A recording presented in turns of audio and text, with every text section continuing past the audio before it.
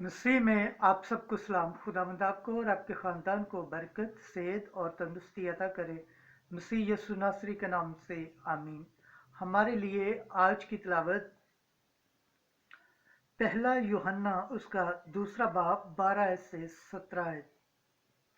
जो कोई खुदावंद की मर्जी पर चलता है वो हमेशा तक कायम रहता है। खुदा बाप, बेटे और रूह कुद्दस के नाम से आमीन। ऐ बच्चों, मैं तुम्हें इसलिए लिखता हूँ कि तुम्हारे गुनाह उसके नाम के सबब से मुआफ हुए। ऐ वालिदो, मैं तुम्हें इसलिए लिखता हूँ कि तुमने उसे पहचान लिया है जो शुरू से है। ऐ नौजवानों, मैं तुम्हें इसलिए लिखता हूँ कि तुम उस शरीर पर गालिब आए हो।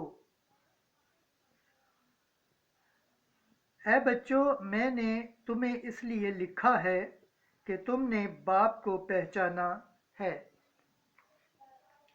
ऐ वालिदो, मैंने तुम्हें इसलिए लिखा है कि तुमने उसे पहचान लिया है जो शुरू से है।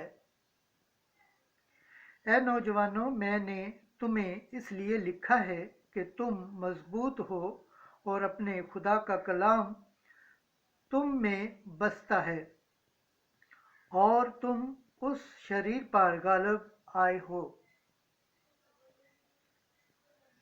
दुनिया और दुनिया की चीज़ों की मोहब्बत न रखो।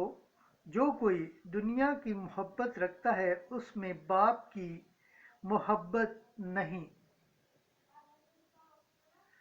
क्योंकि जो कुछ दुनिया में है वो जिस्म की ख्वाहिश और आंखों की ख्वाहिश और जिंदगी की मगरूरी में है, वो बाप से नहीं बल्कि दुनिया से है।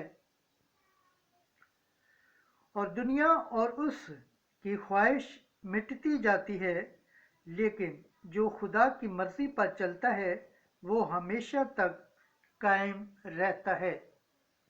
खुदावंद के पाक कलाम पढ़े और सुने जाने पर खुदावंद की बरकत हो, खुदावंद का शुक्र हो। आमीन। आज का ज़बूर पढ़ा जाएगा। ज़बूर 95 उसकी 7वीं आयत से 10वीं आयत। जमायती जवाब। फलक खुश हूँ और ज़मीन शादमानी करे,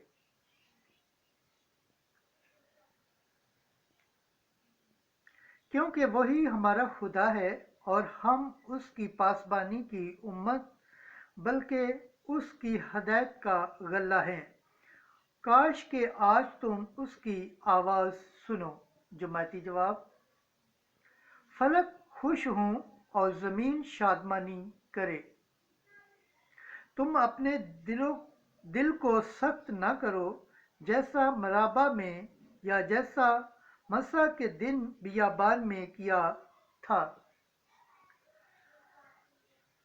जहाँ तुम्हारे अजदाद ने मेरा इम्तहान किया और मेरे कामों को देखकर भी मुझे आजमाया। जमाती जवाब। फलक खुश हूँ और ज़मीन शादमानी करे। 40 बरस तक मैं उस नस्ल से बेजार रहा और मैंने कहा कि ये गुमराह दिल कौम है और वो मेरी राहों से नावाकिफ हैं। जमायती जवाब। फलक खुश हूँ और ज़मीन शादमानी करे। खुदावंद के पाक कलाम पढ़े और सुने जाने पर खुदावंद की बरकत हो, खुदावंद का शुक्र हो। आमीन। नारा हम। गुज़श्ता ज़माने में खुदा ने आबाउज अजदाद से वक्त बा वक्त और तरह ब तरह अम्बिया की मार्फत कलाम करके इन आखिरी आयाम में हमसे बेटे की मार्फत कलाम किया। आज की अंजिल मुकद्दस लूका का दूसरा बाब 36 आयत से 40 आयत। हन्ना ने आकर बच्चे की बाबत उनसे बातें की जो यरूशलेम की रहाई के मुंतज़िर थे।